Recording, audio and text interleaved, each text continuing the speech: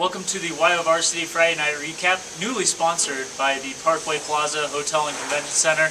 There's a lot to look forward to in Week 4. Not quite the great matchups that we had in Week 3, but still a number of storylines developed. Let's get right down to it. 4A. Sheridan and Rock Springs was probably the best matchup of the day, and it really turned out to be that way. Sheridan escapes Rock Springs 20-12 at home, and the number one Broncs stay on top. And they'll go into next week's matchup, the Energy Bowl, against Gillette, who took care of Cheyenne South in pretty dominating fashion. That's going to be one to watch, number one versus number two there.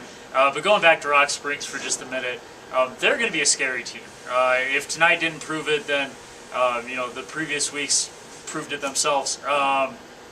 Their style of play, where they control the clock and are able to run the ball and grind you down, can really give teams problems. I mean, you're really shortening a game, and I wouldn't want to face Rock Springs in the first round of the playoffs. So the Tigers are someone to look for, even with the loss tonight. We'll see what they're able to do when they play some of the other big teams later on in the season. A couple other notes from 4A. Natrona escapes. Cheyenne East bounces back with a good win at Kelly Walsh. And then Laramie gets off the schneid. They get their first win of the season in overtime against Cheyenne Central. So that wraps up 4A. 3A, big game of the weekend was Star Valley going to Cody, and the Braves, who are really the surprise team of 3A in 2015, come away with a 13-0 shutout of the defending champions. They're making their case for number one. I know they're number 3 in our power poll right now, but the Braves are certainly one to watch for. They got some tests left though. Week 8 is a matchup to look for. Jackson goes to Star Valley. That'll be fun to watch. The West Conference in 3A is just really, really difficult, but the Braves look like they might be the best of the bunch right now. Otherwise in 3A, Torrington, the other top team that might be in that number one spot when our power rankings are released early next week, hosted Riverton and just dominated. They came away with a 48-21 win. The Blazers, I think, got their first win over Riverton in more than a decade, so a great win for the Blazers there. Down in 2A, Wheatland took care of Glenrock, and the surprise of the weekend was that Wheatland was actually scored upon. They hadn't given up a point in their first 3 games. Glenrock got 8 on them, but it wasn't enough. Wheatland comes away with a win. The Bulldogs, out of maybe all the classifications, maybe you can make a case for Matitsi down in 1A 6-man. They're probably the team who is maybe the clear-cut number 1 in their classification. I don't think you can make that case really in 4A, really in 3A, and maybe not even in 1A 11-man. So Wheatland, great win over Glenrock, and then Graybull, who's probably the number 2, escaped with a 7-6 win over Newcastle. So the Buffaloes get a good win there over a Newcastle team who's now lost 2 in a row. Down in 1A 11-man, the big matchup was Lingle and Southeast.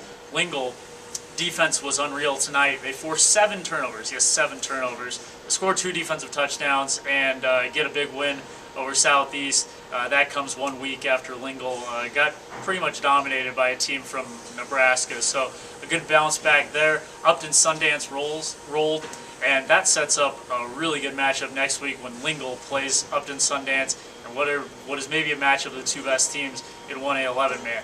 And then last but not least, in 6-man, NSI takes care of Guernsey, and that means that every defending state champion from 2014 now has lost in 2015. Natrona County, Cody, Mountain View, Guernsey, and then Cokeville. They all have losses. That shows the parity in Wyoming high school football, and we're not even really halfway through the year. We're 4 games into the regular season, 5 games into the regular season. So, just another tremendous week. Per usual, we'll give out the game balls.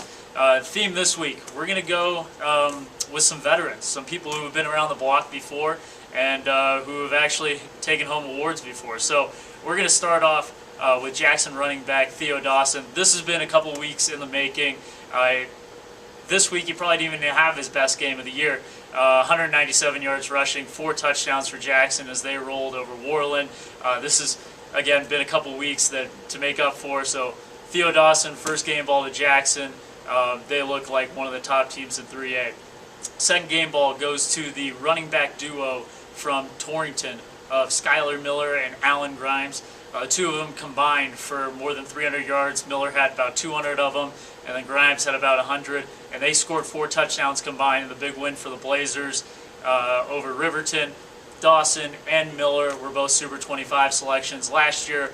There's a reason why. So, they're looking like they could be repeat honorees come 2015. But again, we got a long way to go.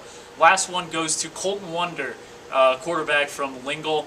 Like I mentioned earlier, Wonder had a 30-yard interception return for a touchdown, also had a rushing touchdown, and was part of a Lingle defense that had 7 turnovers. 7 turnovers recorded is just a ridiculous number, and scored 2 defensive touchdowns. Big win for Lingle. They got a big matchup against Upton Sundance next week. So third game ball goes to Colton Wonder and the Lingle defense. That'll do it for this edition of the WyoVarsity Friday Night Recap. Week 5, some tremendous matchups. Like I said, it's rivalry week in week 4 or in 4A. With the Oil Bowl in Casper, and then the Energy Bowl between Gillette and Sheridan, which I think everyone's looking forward to. So another great week. Keep it here at WyoVarsity.com for all your high school football coverage, and we'll see you next time.